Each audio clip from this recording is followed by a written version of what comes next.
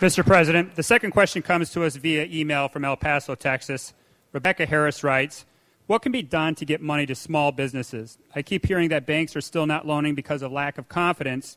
Do smaller banks have the ability to get money with the stipulation that they loan it out so that we can get the economy moving again? This is a really important question. I've been traveling a lot lately, doing town hall meetings, and then talking to small business owners as I'm traveling around the country. And everywhere I go, I hear the same thing, which is we feel like the economy is starting to improve. We're starting to get orders again. We want to expand, or we need to replenish our inventory, or we are interested in maybe hiring another 2 or 3 workers because we can't just keep on putting all our current workers on overtime. So they're on the brink of wanting to expand, move, hire, but what they're saying is we still can't get financing. Now, credit is now available for the biggest companies, and they are actually starting to make investments. Every indicator out there is that the economy across the board, including in manufacturing, is starting to make investments again. But the big companies may be able to get credit. Small companies still can't. And when you talk to the smaller banks, what they'll say is, well, on the one hand, the regulators are looking over our shoulder. They used to say it was fine for us to make these loans. Now they're saying we shouldn't. So that's one concern. And another concern is some of them still have pretty tough liabilities on their books because a lot of them lent into commercial real estate or other loans that they're not sure are going to get repaid. So what we've done is twofold. One is we've said, how can we get some money directly out there through the Small Business Administration? And we've ramped up lending through the Small Business Administration by 70%, and we have eliminated fees, and we have increased guarantees so that you're seeing a huge increase in the volume of small business loans. The problem is the SBA can't cover all the need out there.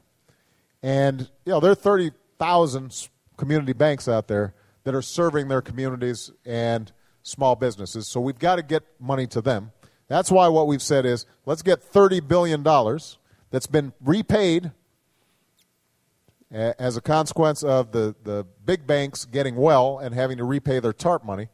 Let's take that money and set up a fund whereby we can start lending that money through small banks.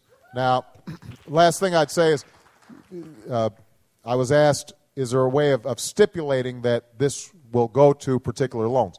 We don't want the government to be in the business of saying you have to give this loan or deny that loan because we're not on the ground and we can't review each and every one of those loans.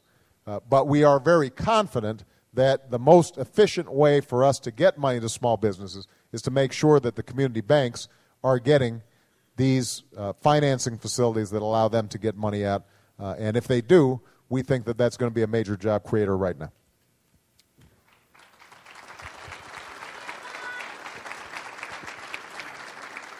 Mr. President, as you might know, Gen 44 is the newest program at the DNC aimed at empowering young leadership across this country. Gen 44 member Eric Kasher sent along our third question. As young people, we've always been taught that America leads the world, both by the strength of our ideals and the might of our economy. We're frustrated and worried, though, that other nations, in particular China, are moving ahead of the U.S. and investing in new industries to create the jobs of the 21st century.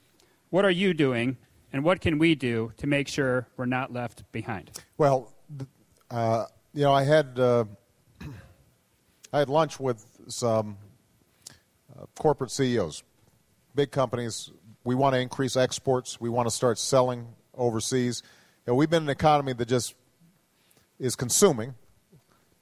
That's not good for our long-term economic growth. We want to produce and sell.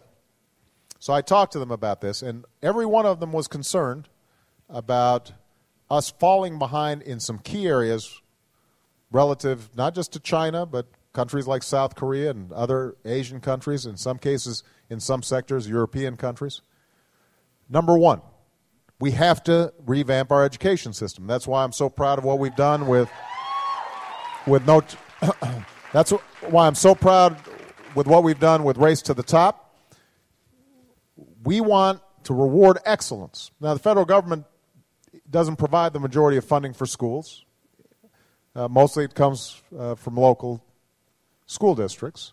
But the money that we do give, let's make sure we're incentivizing best practices, getting the best teachers in front of the classroom, making sure that we've got the best data on how to improve school performance, making sure that we're targeting some of those low-performing schools, because we can't just look at the schools that are in the middle. We've got to bring schools that are at the bottom up to snuff, because that's going to be our future workforce. So that's number one. That includes, by the way, making sure that we meet our 2020 goal of once again having the highest rate of college graduation in the world. We used to be number one. We're not number one any longer. We've got to produce more math and science graduates. Those are all going to be top priorities. The second thing, everybody sees energy as a prime source of growth in the future. And we're already slipping behind. We're slipping behind in some traditional industries like the nuclear industry. That, I think, is a mistake. If you care about greenhouse gases, we've got to look at a safe and secure nuclear industry. But we have to look at new, alternative energy sources of the future.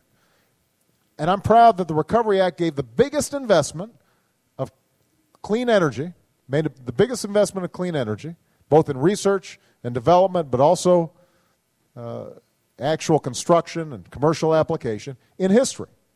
And we've got to build on that investment from last year. We've got to push hard this year so that we are, once again, the leaders in solar and wind and high-efficiency batteries that can lead to the plug-in automobiles of the future. We've got to finally set up an infrastructure that spurs on that kind of long-term growth. And that means having a smart electricity grid that can take all that good energy from solar and wind and take it from a place like South Dakota down to Chicago into a garage where somebody's then plugging in that plug-in hybrid that's getting 150 miles per gallon of gas, which will lead us to energy independence. It will lead to jobs right here in the United States of America. But it requires leadership, and it requires us to build for the future and not just look backwards. And the most important thing right now, I think, for our economic growth is for the American people to feel confident about our future. You know, we've gone through these periods before. Some of you are old enough, not all of you. But remember back in the 80s how everybody was saying, oh, Japan's taking over, and they're buying everything here, and we're on decline. This happens periodically, every 30, 40 years or so, maybe every 25. Suddenly everybody announces, oh, America's on decline, and there's some new competitor out there. It was Japan, now it's China. We have the best workers in the world. We've got the best universities in the world. We've got the most dynamic economy in the world. But we can't be afraid of the future.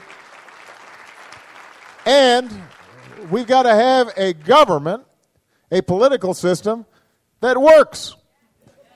Not as an impediment to business, but one that works to lay the conditions for business success. That's how we grew in the past. We built an interstate railroad system that was not just done on its own. We built an interstate highway system. That didn't just happen overnight. The internet didn't just, suddenly appear. Those were all investments in which government helped to seed and catalyze growth, and then it moved forward. And that's what we've got to do today. All right. Last question. Last question, sir. Comes from an OFA community organizer, Brandon Furry, in Southern California. Brandon writes, I'm a 28-year-old volunteer with OFA. Even with a full tuition scholarship, I had to work 3 part-time jobs.